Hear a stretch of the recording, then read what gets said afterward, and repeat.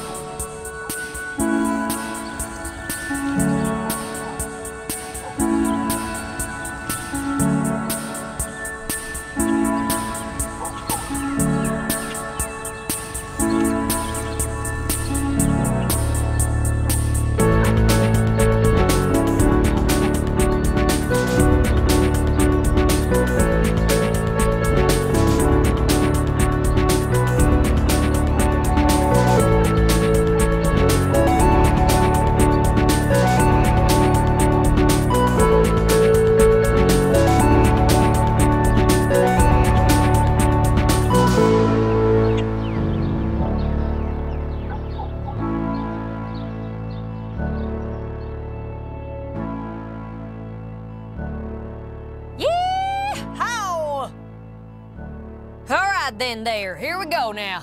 Yeehaw! Welcome to Apple Acres. Come on down and meet the family. You got apple cobbler, apple bumpkin, apple turnover, apple pie, little jazz, cousin Brayber, Big Mac, apple bloom, and this here's Granny Smith. Yahoo! Don't worry, Twilight. I happen to be the fastest Pegasus in the sky. The fastest Pegasus in the sky. The fastest Pegasus in the sky. It's because I'm awesome. I've been doing voice work for about 6 years now, I guess. I graduated from the Canadian College of Performing Arts and basically got picked up by an agent at this showcase that we did and told me that he thought I would be good at voiceover work. So I went in and did a reading with him. He was confident that my voice capabilities were there, so he started just sending me out to these auditions, and it was pretty nerve-wracking at first. I went into a room where all these people knew each other, and I was this outsider, and I didn't really know how to, maneuver around the microphone. I mean, I'd had singing experience, so that was good, but yeah, I just kind of got thrown into it, and my first voiceover role was a character called Slim Pig. He was just this paper-thin pig that would, go around the barn and get into adventures. He was like a cutout pig, but all the other animals were regular 3D. I don't know, it was strange. I kind of got hired to do this little boy voice. So Slim Pig kind of just sounded like this. Hey, little chicken, do you want to go on an adventure today? And he was just like this little dude. Because I was a role already on the show, I got to play the little chick. It's kind of sounded like this. Adventure! Oh, adventure! I got to play the cow. She kind of had this, weird voice. Oh! Slim Pig! Please help me! My head is stuck in a fence! Please help me move it!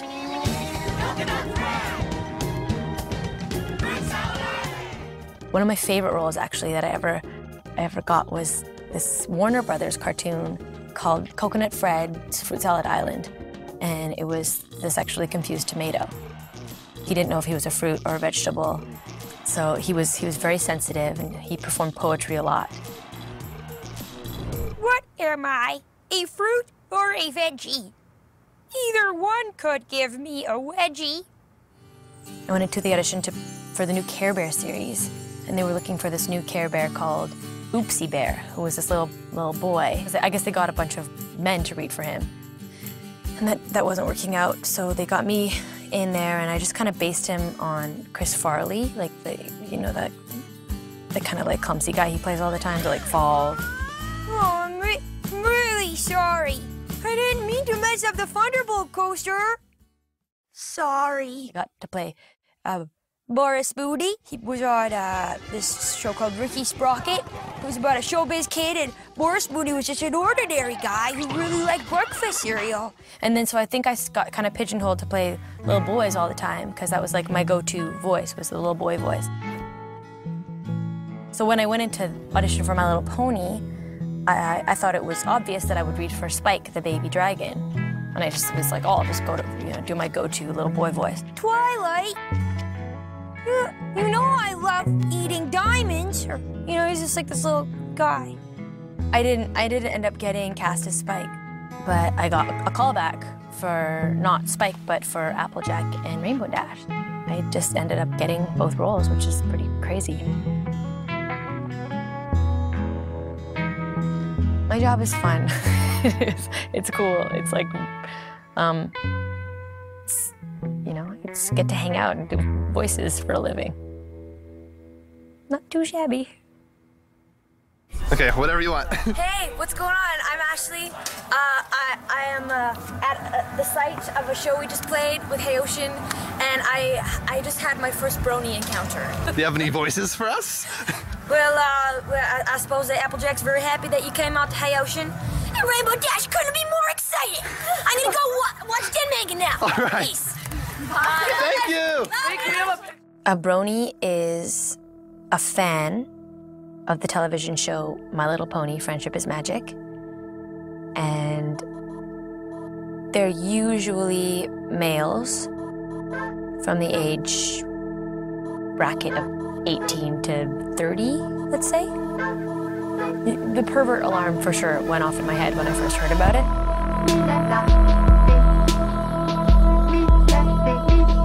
I want to very specifically not give a shout out to my bronies tonight. Now a show you're right in the middle of the normal scale. Since the reboot of the classic 80s cartoon debuted last fall, it's attracted a massive amount of male viewers. Combine the words brother and pony. But the audience isn't who you might expect. Fanboys have taken to creating pony art, posting fan videos on YouTube, and creating blogs dedicated to the show. Weird fit demographically, but they work together. My point is this! Bronies have changed the definition of masculinity. I think it's the end of civilization. What's happened is that with the spread of fast access internet, almost the entirety of the media with the fandom is entirely online. It's in a lot of senses a brand new type of fandom. It's this crazy phenomenon on the web, in the media. It's kind of inexplicable, really. What happens when a movement puts a lot of new ideas into circulation? It doesn't really make sense. People are inspired by the environment that surrounds them. The internet is a complicated idea, a set of protocols that has changed everything. Try to realize our imaginations and the need to retreat to a world of pure fantasy. We exist in a world of illusions. The true nature of reality beckons from just beyond the horizon.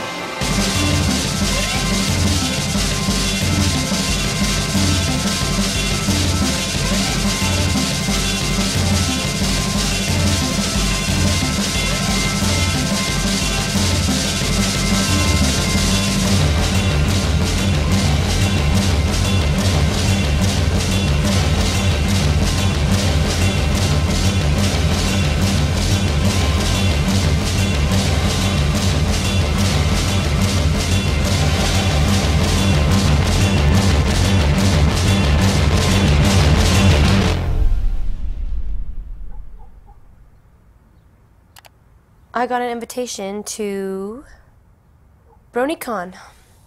Brony, B-R-O-N-Y-C, con, in New York, which is a convention for bronies.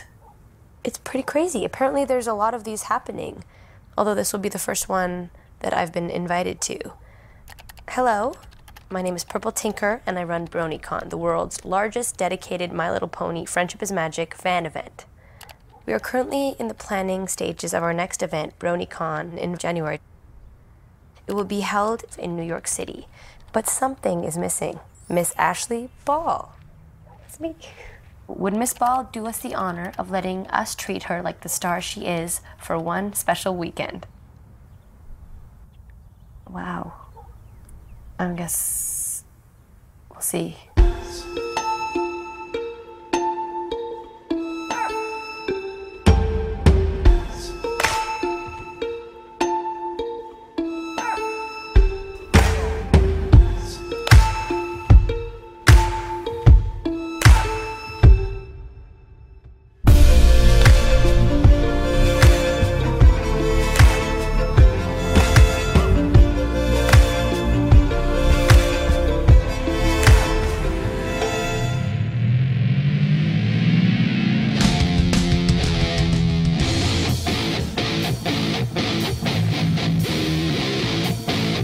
trained Harley Davidson mechanic. I have built and can build custom motorcycles from scratch. I can weld, I can run a CNC machine, I played college football. I was a bodyguard ranch hand for a science fiction writer. I worked as a GM lube guy at a GM dealership. On top of all that, I watched a show for little girls. I'm known as Dusty Cat in the fandom, and I'm known as the manliest brony in the world. If this guy can like a girl's show for what it is, you can too. Every character doesn't have the answers, right? They have to go find the answers. They have to learn from their mistakes. And that's what draws me to My Little Pony, because you have character-driven story where the characters learn something and grow. There's 6 main characters in the show. Twilight Sparkle. Her characterization is fairly easy. Twilight is the intellectual shut-in. Now you have Applejack, who is the hard worker, that pony you can go to. But her problem is she can't let others help her. Fluttershy, too shy for her own good. That's one of her fallacies that makes her a character. Rainbow Dash, what an ego. She'll never get to the Wonderbolts because the Wonderbolts are a team situation. There's no I in team. Rarity, element of generosity to a fault. She has to get over that, she has to learn from that. And then we get to Pinkie Pie. Party animal extraordinaire, off into left field, all the time. But still, when somebody needs to be picked up, when someone is feeling sad, she's there every time. Each individual character is so well-rounded within an archetype of personality. So people can see themselves as a Rainbow Dash, a Rarity, or an Applejack. That is the basis of excellent storytelling. Don't think of it as 6 little ponies in Ponyville.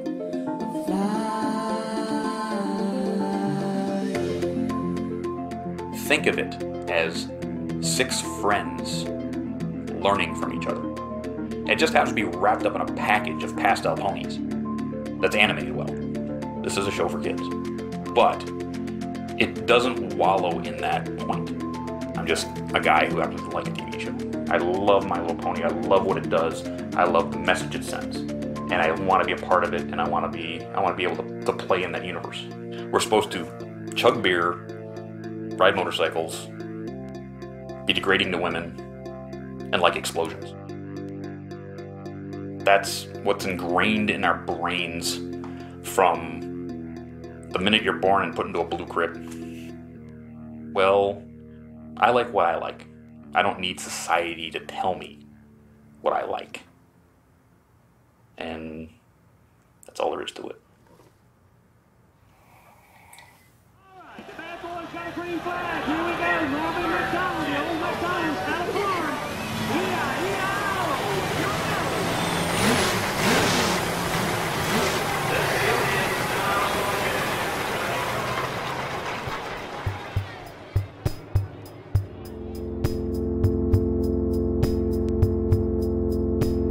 As Twilight Sparkle would say, we must science this immediately.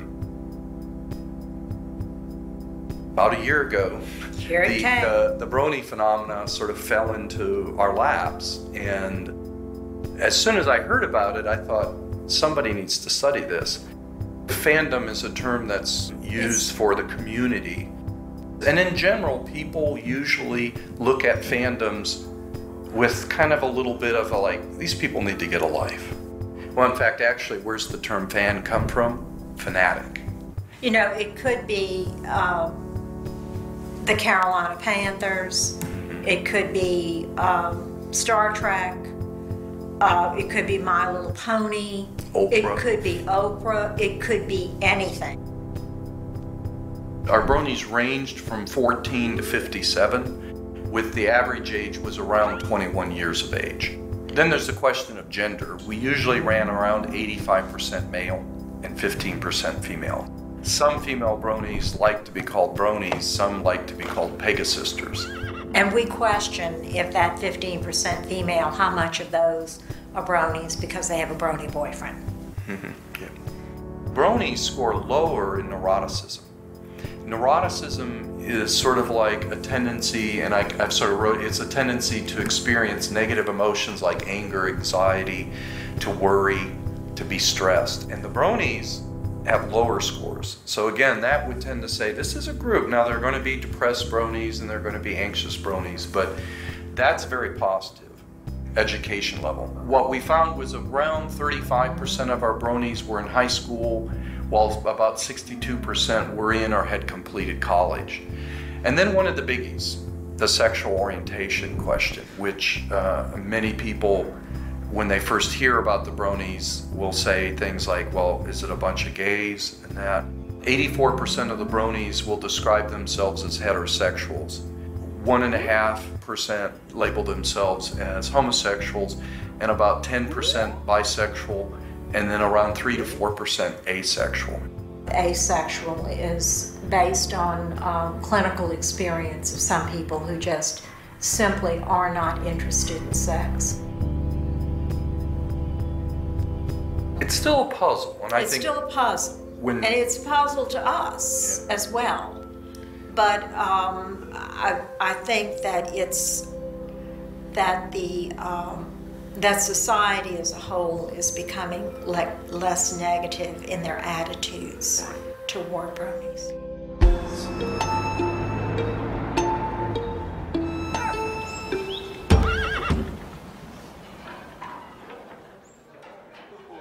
My name is Mike Bernstein, and I am the broadcast director of Everfree Radio.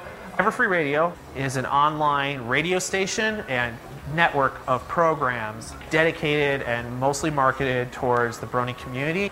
I ended up watching it because I thought, okay, clearly this is a phenomenon. I have to understand why. And I watched the first episode, and the first episode is a cliffhanger. It's a two-parter, so I'm like, okay, well, I got to watch the second part. You know, you got to see how the beginning story arc ends. And I was like, you know, I got to the end of the second episode, and I'm like, yeah, that's pretty decent. It's okay. It's not bad.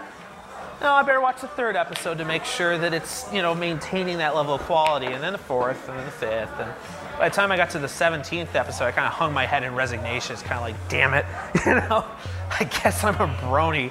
Oh well, better come to terms with it. 4chan is an image and message board where the Brony movement began. Basically back in, I think it was October of 2010. Somebody wrote an article. They were citing My Little Pony Friendship is Magic as showing that companies were micromanaging programs. Well, new cartoon shows are all about merchandising, and so somebody on 4chan went and decided to watch it and said, hey, it's pretty good. And so they made a post about it. Other people started watching it, and they're like, hey, yeah, it's actually pretty good. And it became this kind of like weird phenomenon. They ended up becoming kind of like their own little clan. So more people watched the show to try and figure out, okay, is this just a big joke? And then they started posting images on the boards, and then the moderators of 4chan decided, no, we don't want all these pony images everywhere, so they shut it down. So then they started another one. It became this whole like flurry of online activity. In a sense, 4chan was the start of the Brony community. It's the deep depths of shameless internet. Actually, people like to think, okay, Bronies, the name Bronies came from bros and ponies. That's not where it came from. It came from the B message boards and ponies. So that's how they combined it. It was 4chan B and ponies, so Bronies. But I kind of like the bro one better because it feels like it's a little more, you know, hey bro. So that's just me. So yeah, voiceover work is my job, and I just like love what I do. Love that I get to be a cartoon for a living. But my main passion is music. In Hey Ocean, there's two other members besides myself, Dave Vertesi and David Beckingham. The three of us have been doing this music thing for almost 7 years now, and over the last couple months, we've been feeling the presence of the Bronies. Bronies by the dozens have been coming to concerts. I didn't watch the first episode and then just suddenly get drawn in or anything. I don't want to be mean, but like, I don't care about My Little Pony. All we do is mess around,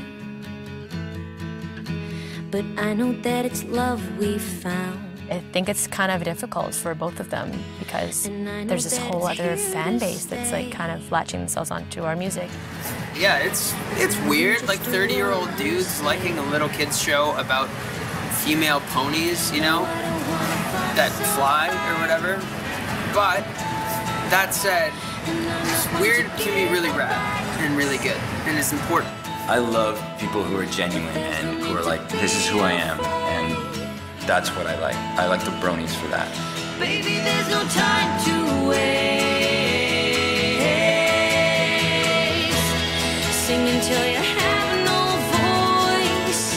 Ooh, sing because you have no choice. Ooh, there's nothing that can compare to standing on a stage and singing with an amazing band and some of your best friends. It's what I love more than anything, and it's the dream for sure.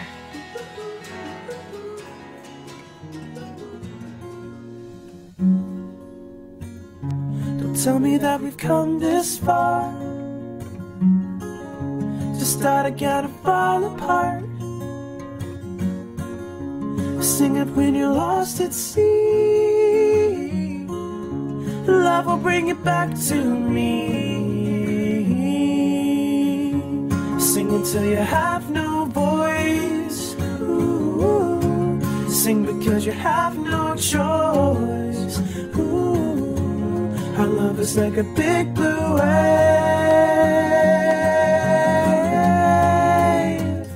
Ooh, ooh, ooh,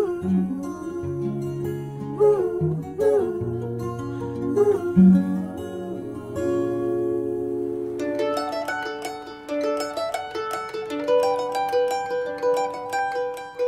I discovered Hey Ocean through finding out about Ashley and the other Bronies. It's like, oh hey, you know, she's in a band, you know. Wow, really? So you check it out and then you find out it's awesome. Mando Pony is sort of the persona that I developed to release music online based off of My Little Pony Friendship is Magic. The show generates so much positivity. It makes so much good happen, and yet it meets such disappointing, like, venom from so many people are so venomous towards it and so hostile and destructive towards it. It just disgusted me and made me so sad. That was why I wrote the song. But we're a long way from Equestria, long, long way. I think, you know, saying we're a long way from Equestria is just a way to surmise the fact that, yeah, all things considered, we're so far from this world. Like the characters in the show, they learn, they forgive, they share, and they celebrate friendship and kindness instead of mocking it. And that we are so far from that, but it's getting better. I think it's getting better. Long way from Equestria, long, long way.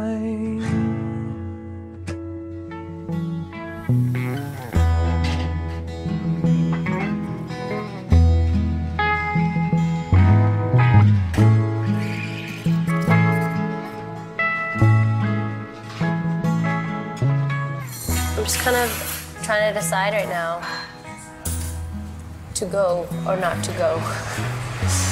That is the question. And it's just kind of at a crazy time. Like, I'm really busy with work right now and touring with the band. I don't know if I have the energy to go into one of these conventions. I've heard crazy things about conventions. For someone like me who's pretty new in the game, I might not be able to cope with it. I don't know. I didn't really expect to have fans per se in the voice work that I do, and it's pretty crazy that I do. I'm nervous. I'm definitely nervous. Got I don't know, something about it just gives me kind of an uneasy feeling. But I'm just gonna go for it. I mean, you gotta do things that scare you in life, and I think this is gonna be a really, really weird and wonderful opportunity, so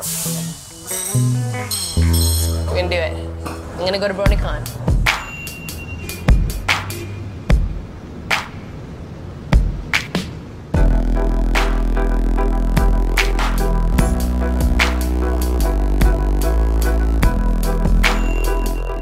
BronyCon is a convention for Bronies fans of My Little Pony, Friendship is Magic, or any generation of My Little Pony, to come together and just share their interests, art, music, or just the show itself. There are people flying in from California, flying in from Europe, because Ashley Ball will be at BronyCon. Voice actresses, in a sense, are the stars of the show because they are the voices of the characters people love. You know, to hear some of the Bronies talk about rarity, oh, they would love to meet rarity. The role in the community is they're the biggest celebrities. They're the biggest draw to these conventions because people want to have that kind of like one-on-one with the closest thing there is to the characters. I think we have near on 1,000 pre-registered, and we have the capability to let people pay at the door. We're looking at basically hitting fire code limits for the convention. Military Bronies are just people who enjoy the show and are in the military. And it can be from the extent of somebody who watches the show regularly and maybe has a few pieces of art, and other people who liked the whole thing. As a Mark 46 machine gun, it's a semi-auto version, but shoots 223 ammo. My friends were making fun of me for being a Brony for years, and so I told them what could be more manly than going around with all the friends with the machine guns and all the tactical gear and everything else, and go out with Brony gear. The definition of a man is a human male with an X and a Y chromosome. That's it. It's as simple as it really gets.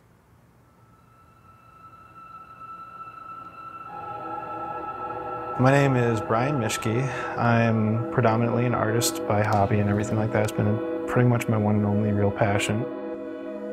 And I have a long-time history, 6 years of service in the National Guard, the Army National Guard, so I think that pretty much is the gist of who I am. When I was 16, I was in school still. I dropped out, about 16 and a half. 17, on my birthday, I joined the military. I swore in that day, my recruiter got me. And at 18, I was in Iraq.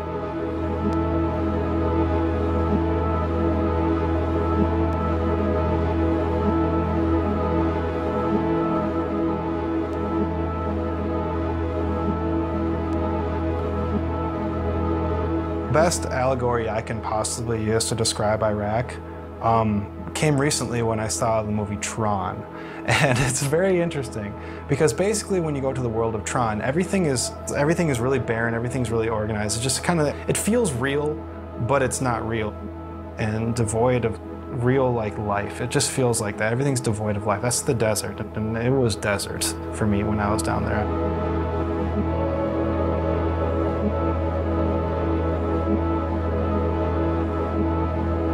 Every tough experience is only gratifying after the experience.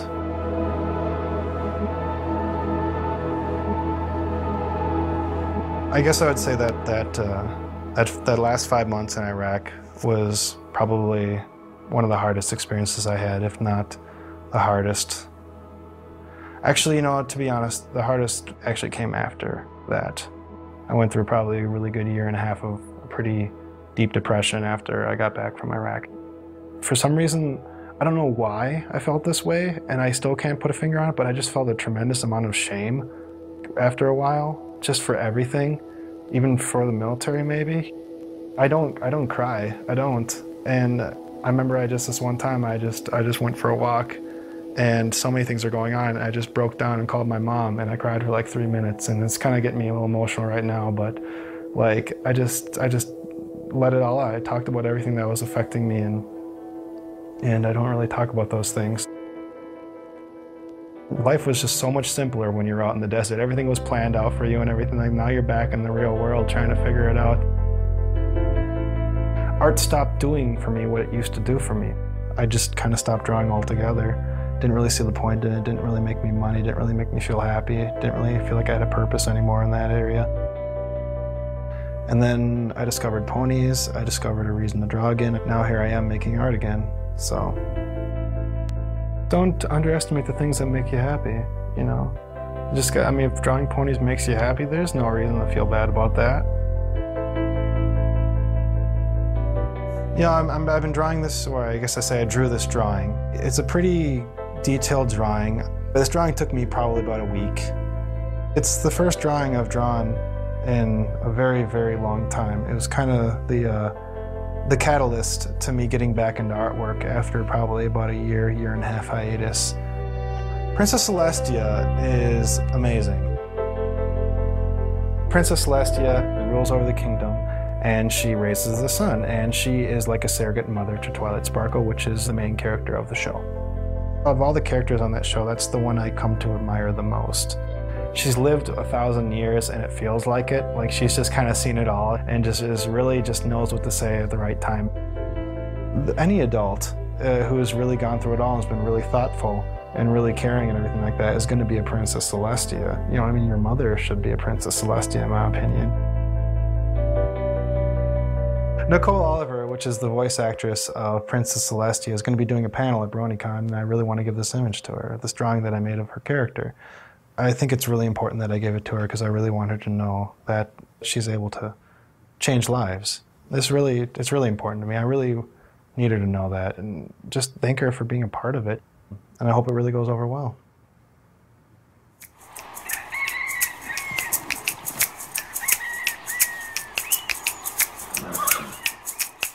My name is Fee. I'm a blog author and I'm an admin on Equestria Daily, which is the major pony news blog and media hub for the fandom, the Brony fandom.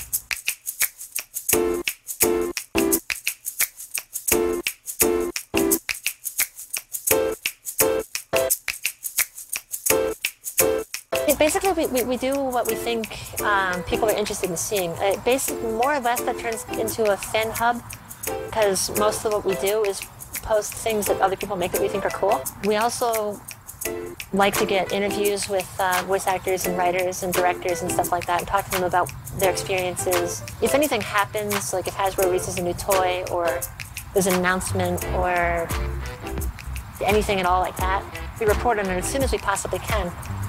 Any speculations, any rumors, any news at all. Like a gossip column with a newspaper stuck on with a stapler.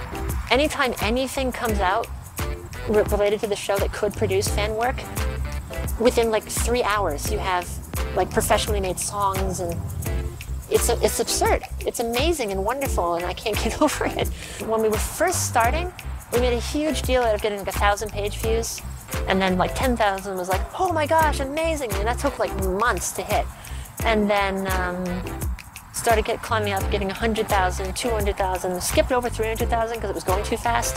Got to 500,000 and was like, oh yeah, wow, we're really making it. Then 1 million happened in the blink of an eye, and now we're at close to 260-something million views, and we hit 1 million more every month, or more than 1 million, like 2 or 3 million a month. And it's just like, hi, remember when 1,000 was a big deal? Like, yeah.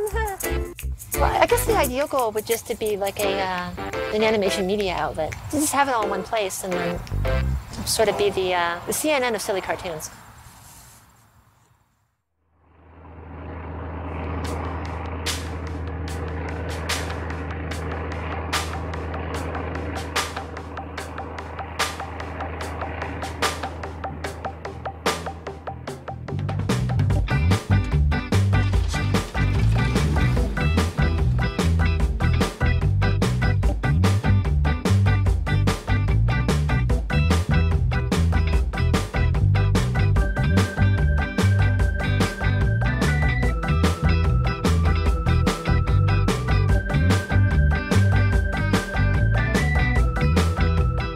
I decided that I needed a break. I needed to get away from the city.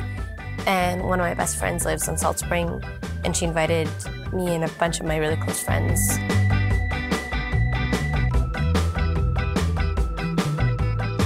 I'm working a lot. I'm doing a lot of series. I'm doing a lot of stuff with the band. And it's important, I think, to get away from it all for a little while and just kind of escape.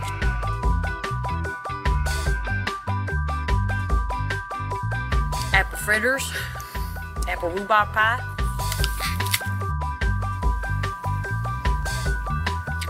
apple turnover. I feel like I'm myself right now in the truest form. Some people can just like really hone in on that. They just like know you so well. They just bring you back to yourself. And it's important to have those people in your life.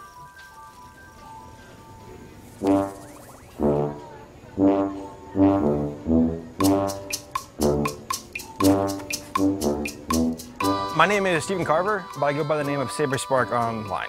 I have a channel on YouTube called Saberspark, and I do top 10 lists, I do reviews, I do shows where I talk about bronies and like how they act in the fandom, and just things like that. I am somewhat of a sociologist, and that was something I studied a lot in college, and that's where my brony, interest really peaked. Okay, there's a term we use in sociology called the pink blue syndrome. When a boy or a girl is born, they're automatically given a little pink cap or a blue cap to say you're a boy, you're a girl. Culture's designed around that, where guys play sports, girls play with their dollhouses, guys are tough, girls cry.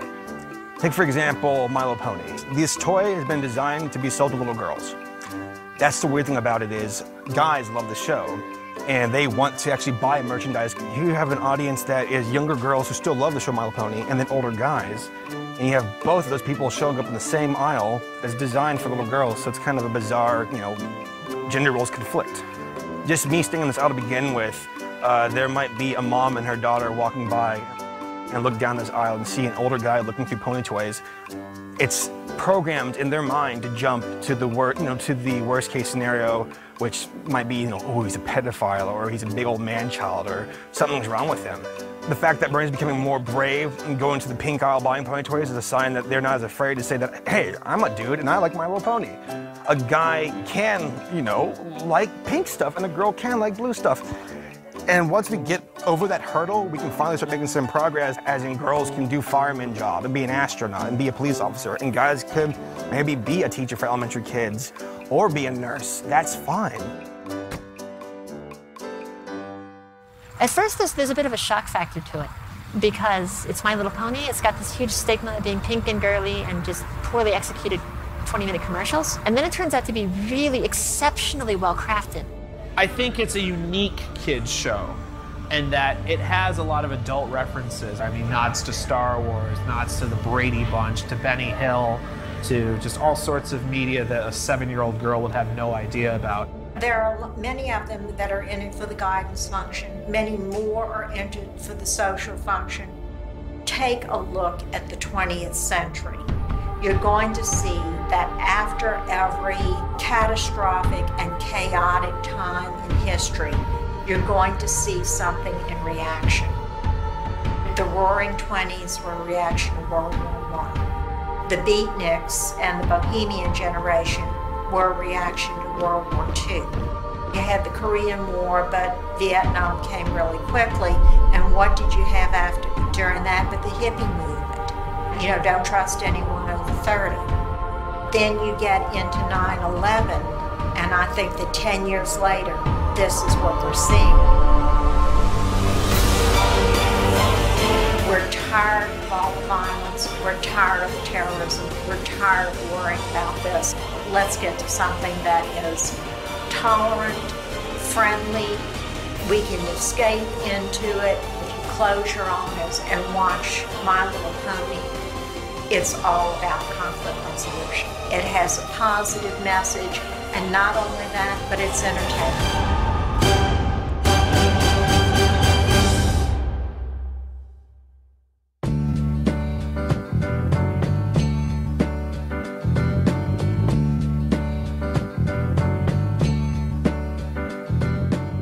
We are currently at the Santa Monica Pier, enjoying a Brony meetup for SoCal Bronies. What's up? The SoCal Bronies meetups, they're just a bunch of people that get together that like My Little Pony. Right now we're 800 strong. We put on small events that'll be spur of the moment. They'll just be hanging at people's houses, or they'll be like, hey, let's go to In-N-Out at 2 o'clock in the morning, and boom, 8 people will be there because they're local. Or we'll plan big, huge events like our Grand Galloping Gala last Friday, which was 250 people. It's just a bunch of people that want to hang out and have fun and get to know each other. So yeah, there's a website that we can go on. It's called meetup.com, and from there are different groups and stuff that you can go to, and one of the groups is SoCal Bronies. I literally post